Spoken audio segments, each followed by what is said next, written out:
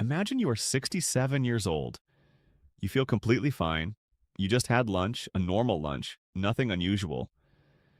Maybe it was a little heavier than usual, but you have eaten like this for years.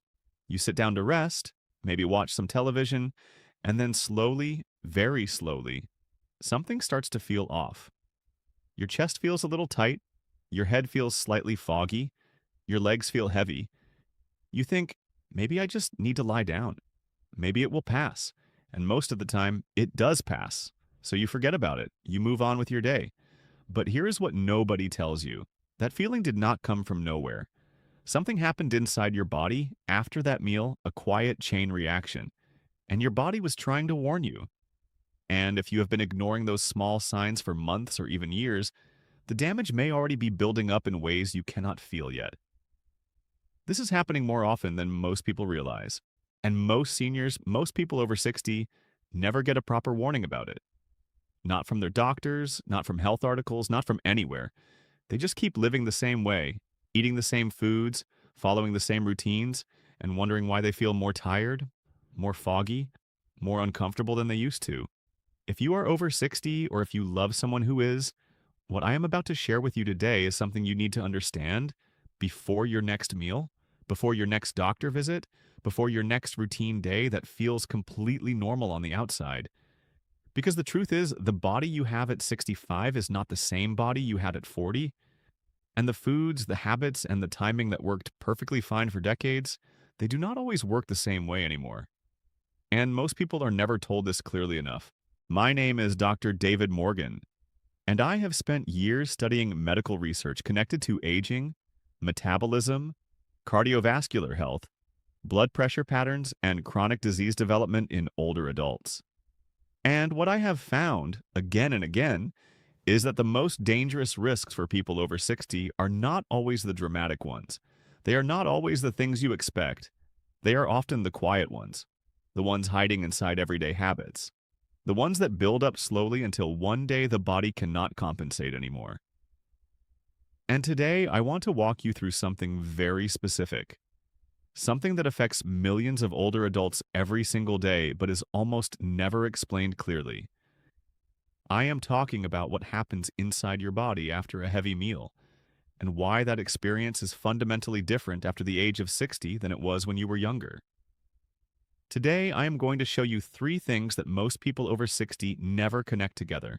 But once you understand them, once you really see how they link to each other, it will completely change how you think about food, about your daily health, and about some of those small symptoms you may have been brushing off for too long. We are going to look at hidden triggers you probably never suspected. We are going to look at common mistakes that seem completely harmless, and we are going to look at simple, practical fixes that do not require you to turn your life upside down. So let us start from the very beginning. Here's something most people do not realize. After the age of 60, your digestive system slows down. Not dramatically, not in a way that feels obvious every single day, but measurably, consistently, and importantly. The muscles in your digestive tract lose some of their strength and coordination. The enzymes your body produces to break down food become less efficient. The time it takes for food to move through your system becomes longer. Think of it like a highway that used to have 6 lanes open and now only has 4. The traffic, meaning your food, still gets through, but it moves slower. It backs up more easily. And when you send a very large amount of traffic onto that highway all at once, like a heavy meal, things get congested in ways they never used to. This is why so many people over 60 experience bloating, heaviness, discomfort, and fatigue after meals that they would have handled easily at 40. It is not weakness, it is not imaginary, it is a real biological shift that happens with age, and understanding it is the first step to protecting yourself. But here is where it gets more serious than just discomfort. When your digestive system is working overtime to process a large, heavy meal, it pulls an enormous amount of blood flow toward your stomach and intestines. This is a normal part of digestion. Your body does this automatically. Blood carries the oxygen and nutrients your digestive organs need to do their job. So, after a big meal, your body essentially redirects circulation toward your gut. In a younger body, this redirection happens smoothly. The heart and blood vessels compensate quickly. Blood pressure stays stable. The brain and other organs continue to receive what they need without much disruption. But after 60, that compensation mechanism becomes slower and less reliable. The blood vessels are often less flexible than they used to be. The heart may not adjust as quickly, and this creates a situation that very few people are ever warned about. When blood rushes toward your digestive system after a heavy meal, blood pressure in the rest of your body can actually drop. This is called postprandial hypotension, and it is far more common in older adults than most people know. Postprandial means after eating. Hypotension means low blood pressure. And here's what that actually feels like. You finish a big meal, you sit back, and within 30 to 90 minutes, you start to feel dizzy, lightheaded, maybe a little confused or foggy. Your vision might blur slightly. You might feel unsteady if you stand up. Some people feel their heart beating faster as if it is trying to compensate. Some people feel a sudden wave of extreme fatigue, not the pleasant relaxation of being full, but a heavy, almost crushing tiredness. And most people, when they feel this way, what do they think? They think they just overate. They think they need to rest. They lie down, the feeling passes after a while, and they move on with their day. But here's the part that should concern you deeply. When blood pressure drops suddenly after a meal in an older adult, that is not just discomfort. That is a risk window. A window during which the brain is receiving less blood flow than it needs. A window during which the risk of falls increases significantly. A window during which, for people who already have compromised cardiovascular health, the risk of something far more serious becomes elevated. I have seen this pattern described in research again and again. Older adults who experience repeated episodes of postprandial hypotension without knowing what it is, without addressing it, without making any changes. And over time, those repeated dips in blood flow to the brain contribute to cognitive decline, to memory problems, to fatigue that never fully goes away, sometimes to more serious cardiovascular events. And the most painful part is that for so many people, it was completely preventable. They just were never told. Most people miss this part, so I want to be very clear. This is not about eating less forever or being afraid of food. This is about understanding that after 60, the size of a meal and the timing of a meal carry different weight than they used to. The same plate of food that your body handled effortlessly at 45 may be creating real physiological stress at 67. And your body is often trying to tell you this. You just need to know how to listen. Now let us talk about something that connects directly to this, something that makes the whole picture even more important. Here is something most people do not realize. The blood sugar response after a heavy meal changes significantly as you age. Insulin resistance, which is the body's reduced ability to use insulin effectively to process glucose from food, becomes more common after 60. Even in people who are not diabetic, even in people who have never been told there is anything wrong with their blood sugar. Think of insulin like a key and your cells like locked doors. Insulin is supposed to unlock those doors so glucose, which is the energy from your food, can get inside the cells where it belongs. In a younger body, this key works smoothly. The doors open quickly. Blood sugar rises after eating and comes back down relatively fast. But after 60, especially after a heavy, carbohydrate-rich or high-fat meal, that key does not always work as well. The doors are stiffer. It takes more insulin to get them open. And in the meantime, blood sugar stays elevated for longer than it should. This prolonged blood sugar elevation after meals is not just a diabetes concern.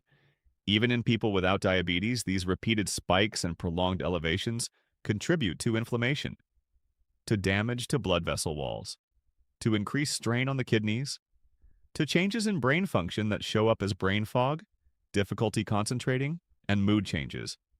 And here is the real-life effect that so many older adults experience but never connect to their meal.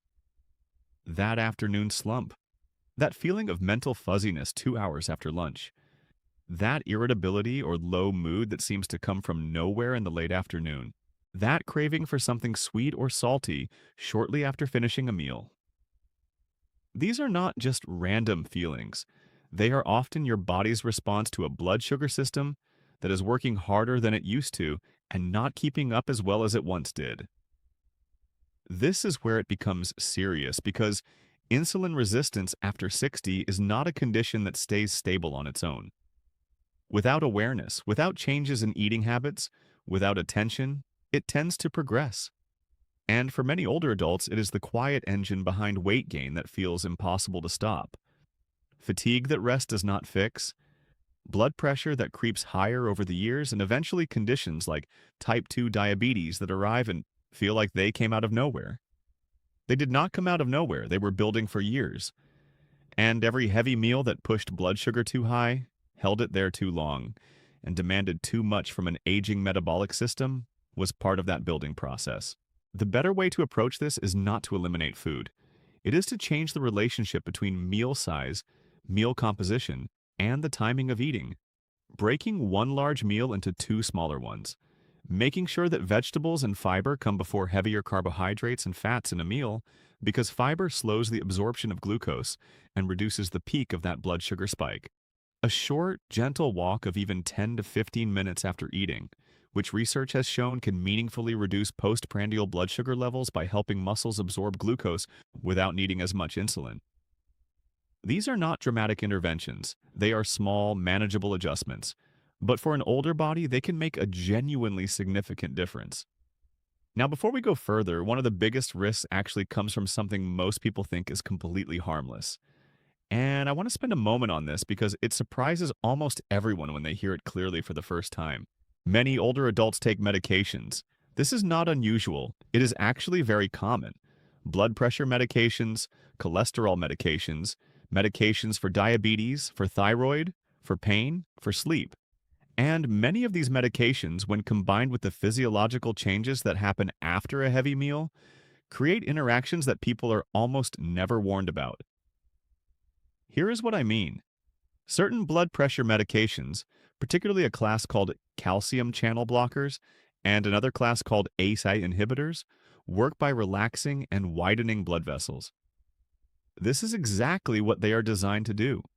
But when you eat a heavy meal and your body is already redirecting blood flow to your digestive system and your blood vessels are already being widened by medication, the drop in blood pressure that I described earlier, that postprandial hypotension, can become more dramatic, more sudden, more dangerous. Some people on blood pressure medication who eat large evening meals experience significant dizziness when they get up from the table, or when they go to the bathroom an hour after eating, or when they wake up in the night. And they chalk it up to just feeling old, just being a little unsteady. But that unsteadiness is a real risk. Falls in older adults are not minor events. They carry consequences that can change a life completely. Think of it like this. The medication is doing its job. The meal is doing its thing. But the combination, the timing, the size of the meal, the type of medication, the age-related changes in blood vessel flexibility, all of it together creates a situation that none of those factors would create on their own. And most people, and honestly most routine medical appointments, never address this combination specifically. This is why I always say that when it comes to health after 60, the conversation cannot just be about individual foods or individual medications. It has to be about how everything interacts. Because your body at this stage of life is a system with many moving parts, and those parts affect each other in ways that simply were not as pronounced at a younger age. The real-life effect of this is that some older adults are living with what feels like random episodes of dizziness, confusion, fatigue, or just feeling unwell after meals, and they have no idea that the timing of their medication, combined with the size or composition of their meal, is a significant contributing factor. And something as simple as adjusting when they take their medication relative to meals, or modifying the size of their evening meal, can sometimes make a profound difference in how they feel. But wait, this gets more important because there is another layer to this that connects everything we have talked about. Here's something most people do not realize. The heart works significantly harder after a heavy meal, not just a little harder. In research studies measuring cardiac output after large meals versus small meals, The difference in cardiac workload is meaningful, especially in older adults whose hearts may already be working under some degree of pressure from age-related changes, from long-term blood pressure issues, or from early cardiovascular changes that may not yet have any symptoms.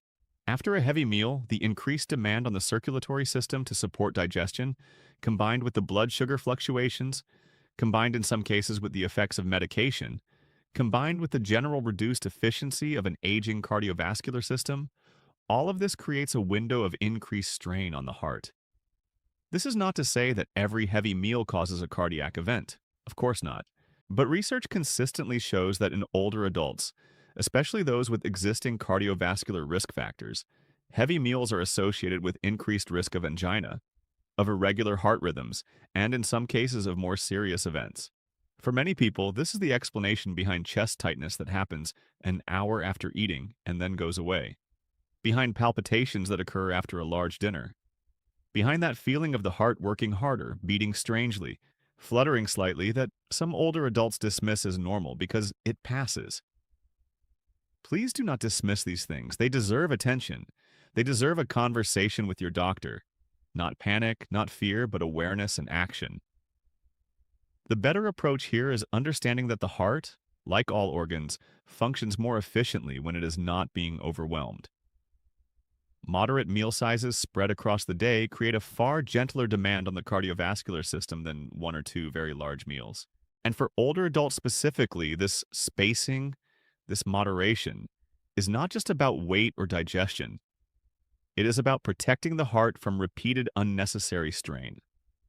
Let me share something with you. I think about a case that stayed with me for a long time. A man in his early 70s, completely independent, mentally sharp, no major diagnoses beyond managed blood pressure. He had a habit of eating a very light breakfast, a very light lunch, and then a large, heavy dinner in the evening, because that is what his schedule had always looked like, and it had always worked for him. He started noticing that he felt terrible in the evenings. Heavy, foggy, unsteady on his feet, sometimes with a sensation in his chest that he could not quite describe. He thought it was just age. He thought this was what getting older felt like.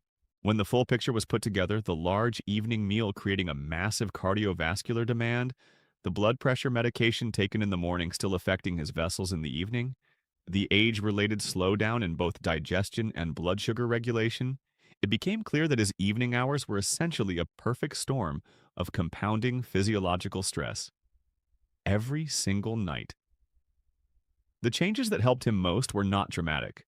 Redistributing his food more evenly across the day, making his evening meal smaller and lighter, timing his walk for after dinner instead of before. Within weeks, his evenings changed completely. He described it as feeling like he had gotten years back. That is the power of understanding how your body actually works after 60. Not fear, not restriction. Understanding. Now let us bring all of this together because I want to make sure the key points are clear and memorable. The first thing to understand is that digestion slows significantly with age, and a heavy meal places a burden on an aging digestive system that it is not as equipped to handle efficiently. The result is not just discomfort. It is a cascade of physiological stress that affects blood flow, blood pressure, and overall well-being. The second thing to understand is that blood sugar regulation after meals becomes less efficient after 60, even without diabetes. The spikes are higher, they last longer, and the downstream effects touch everything from inflammation and cognitive clarity to cardiovascular health and long-term metabolic function. Meal composition and size have a direct impact on this process, and small changes, more fiber, smaller portions, movement after eating, can produce meaningful improvements. The third thing to understand is that for older adults on any kind of medication, the interaction between meal timing, meal size, and medication effects creates a more complex picture than any of those factors alone. This is not about being afraid of your medication or your food. It is about being informed enough to have a real conversation with your doctor about timing, about what to watch for, and about how to minimize risk while still living fully and eating enjoyably. And the fourth thing, which ties everything together, is that the heart and cardiovascular system are working in the background of every one of these processes. And the cumulative strain of repeated heavy meals, blood sugar spikes, postprandial blood pressure drops, and medication interactions is not neutral for an aging heart. Protecting your cardiovascular health after 60 means protecting it at the dinner table too. This does not mean you should fear food. It does not mean every meal needs to be calculated or joyless. It means understanding timing, understanding quantity, understanding how your body has changed, and making thoughtful, manageable adjustments that work with your body instead of unknowingly against it. Food is still one of life's great pleasures. Meals with family and friends are some of the most meaningful moments we have. Nothing I have shared today is meant to take that away. It is meant to protect it, to help you feel good enough, clear enough, strong enough to keep enjoying those moments for as long as possible. Because here is what I want you to carry with you. The body you have right now is working hard for you every single day. It is aging, yes. It is changing, yes. But it is also remarkably responsive to understanding and care. The research on older adults consistently shows that lifestyle awareness, meal awareness, even just paying attention to how you feel after eating and taking that seriously, makes a measurable difference in outcomes, in how people feel, in how long they stay independent, in how well their heart, brain, and body hold up over time. You are not powerless in this. You are not just waiting for things to go wrong. Understanding is power. And today, you understand something that most people your age have never been clearly told. I want to ask you something before you go, because your experience matters deeply here. Have you ever felt unusually tired, dizzy, foggy, or uncomfortable after a heavy meal, and simply assumed it was normal? Have any of these connections surprised you? Have you ever experienced something that, looking back, might have been your body reacting to a meal in one of the ways we discussed today? I read every comment, and I genuinely want to know what resonated with you, what surprised you, and what you are going to pay more attention to going forward. Your comment might also help someone else who is watching and recognizing themselves in what you share. If you want more clear, honest, research-based explanations about what is actually happening in the body after 60 without fear-mongering, without confusion, without being sold something, make sure you subscribe. Because every week I am going to keep breaking down what actually matters for your health, your independence, and your quality of life as you age. You deserve to understand your own body, and I am going to keep helping you do exactly that.